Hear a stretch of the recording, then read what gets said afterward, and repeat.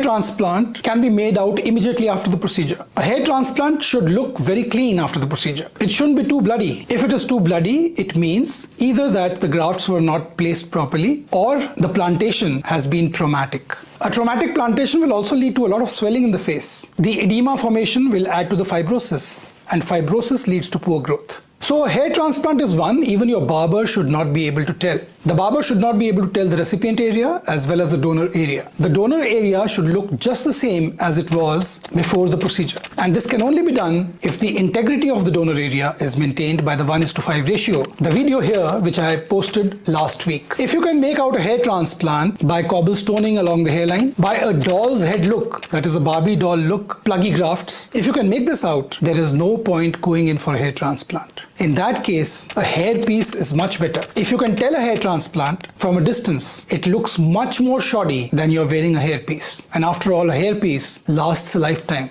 A hair piece density does not decrease with time. A hair piece does not allow you to see the progression of baldness. And so is the case with the donor area. The donor area, if it looks patchy, cannot be revised. It cannot be repaired. Once the donor area is ravaged badly, it destroys future hair transplants. It causes unremittent scarring. The patchiness looks like skin disease. So be careful in your research. Once you get a hair transplant done on a whim, it is irreversible. Once the die is cast, there is no going back. Even the best of revisions cannot set you back to the condition that you would have been if you had gone to a better doctor, a better clinic. And there are several good doctors around the world whom you can go to. Run away from a clinic which doesn't have a doctor doing the procedure. The Turkish model does not allow for follow-ups. The Turkish model is a one-time hair transplant. All good quality hair are harvested in the first hair transplant, not leaving enough resource for future hair transplants. We at Darling Buds follow the American model in which we do one case every day and all the surgical steps of the hair transplant are done by the doctor, that is me. All the patients are followed up personally over the next 5-10 years, even at times for the last 15 years, I've been following up patients. If a doctor cannot remember your face the next day after the hair transplant because he's not been involved in your surgery, how will follow-ups happen? Every patient's condition is peculiar to him. Every patient is not the same. One set of medication might be useful for one patient